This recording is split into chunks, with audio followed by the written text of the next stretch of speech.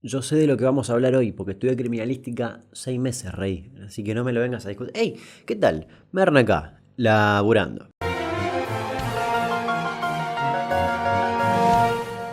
25 de mayo de 1993, unos vecinos llaman a la policía porque una señora anciana que vivía ahí cerca hace muchos días que no contestaba ni el teléfono ni el timbre. Cuando la policía llega al lugar, entra por la fuerza y se encuentra a esta anciana tirada en el piso, muerta, porque había sido estrangulada. Se hicieron las investigaciones correspondientes y encontraron ADN en una taza donde se había tomado té. Después de analizarla, se encontraron con que ese ADN pertenecía a una mujer. Y eso fue bastante extraño porque estadísticamente hablando, la mayoría de asesinatos, sobre todo cuando hay algún tipo de violencia extrema, como por ejemplo el estrangulamiento a esta anciana, suelen ser perpetuados, buena palabra, por hombres. Y ahí comenzaron las hipótesis. La primera teoría de la policía fue que la asesina era una conocida de la señora y que esta señora le había invitado a tomar el té. La otra opción era que la asesina era una total psicópata que después de estrangular a la vieja, a la señora, se haya sentado a merendar. El tema es que pasaron los años, muchos años, 8 años para ser más exactos, y nada más se supo del caso.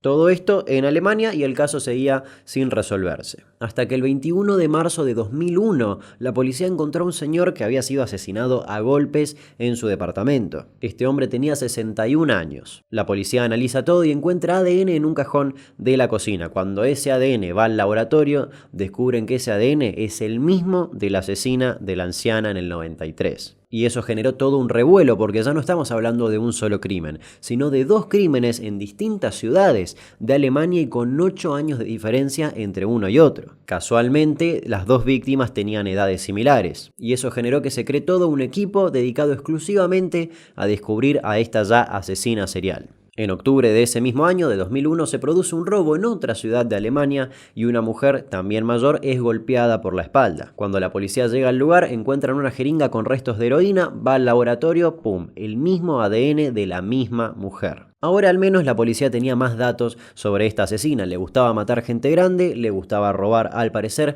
y además era una adicta a la heroína.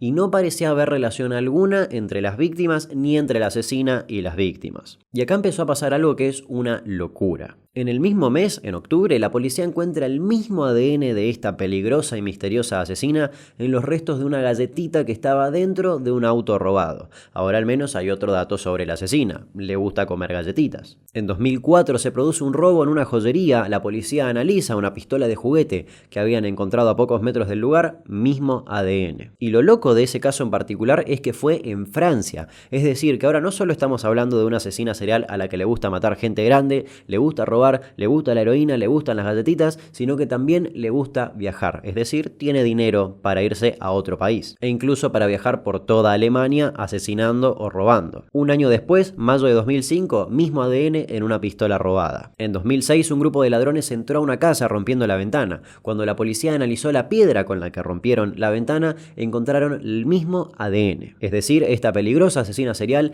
ahora robaba en grupo. Y así todo, aún nadie sabe quién carajos es esta mujer. Marzo de 2007 roban un pequeño almacén y encuentran el mismo ADN, esta vez en Austria. Abril 2007, una oficial alemana llamada Michelle Keiswetter muere en un extraño accidente y todo parecería indicar que fue un asesinato. En la escena del crimen, el mismo ADN. Ahora la asesina serial también mata policías. Y de ahí en adelante el ADN de esta mujer apareció en más de 20 robos a autos y motocicletas, tanto en Alemania, Austria y Francia. En total, esta mujer estuvo involucrada en más de 40 crímenes, desde simples robos y hurtos a asesinatos. La última escena donde apareció el ADN misterioso fue adentro de un auto de una enfermera alemana que fue encontrada muerta a los pocos días. Eso en octubre de 2008. Hace relativamente bastante poco. ¿Y recuerdan el robo al pequeño almacén en Austria? Bueno, la policía científica de Austria logró identificar un dato más de este misterioso ADN, y es que no solamente pertenecía a una mujer, sino que esa mujer era oriunda de Europa del Este. De esa manera se acortaba un poco la búsqueda, que igualmente es un montón de gente, todas las mujeres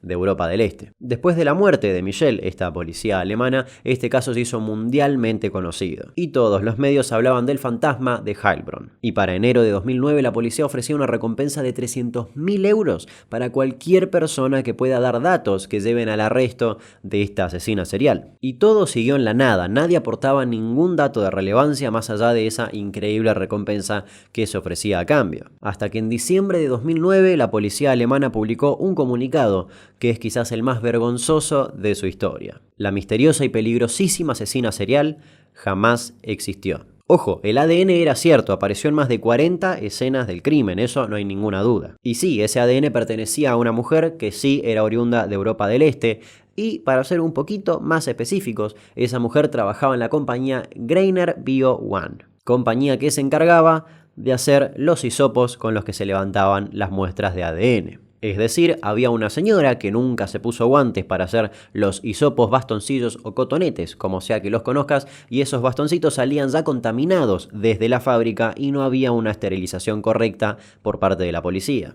Y ahí arranca toda la historia. Lo triste es que a raíz de ese problema hubo un montón de crímenes y asesinatos que jamás se resolvieron porque la evidencia ya estaba completamente contaminada. Pero también podemos sacar algo bueno, y es que después de este incidente se agregaron un montón de protocolos y procedimientos para asegurarse de que esa evidencia no se contamine con nada. Y para asegurar una esterilización correspondiente de todos los utensilios que la policía use. Por supuesto que nunca se supo quién era la señora de esta empresa que contaminó todas las muestras, porque eso ya implicaba hacer un análisis de ADN a toda la compañía, a toda la gente que se encargaba de la producción, y no valía el gasto, total, el daño ya estaba hecho. Y por lo menos ahora, en teoría, no volvería a ocurrir. Y de esa manera también se explicaron algunas cosas bastante extrañas de este ADN misterioso, como por ejemplo que una vez encontraron un cadáver incinerado de un hombre y cuando le hicieron análisis de ADN apareció ADN de esta mujer. Y se cree incluso que ese incidente en particular fue el que hizo sospechar a los policías y decir, che, ¿y si este ADN es de cualquier otra persona y no del asesino? Una falla bastante grave, pero que al menos sirvió para que las cosas vayan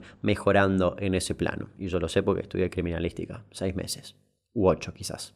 Nos reencontramos en el siguiente video, por supuesto que sí. Los invito a suscribirse, comentar, campanita, etcétera, etcétera, etcétera, etcétera. Chao.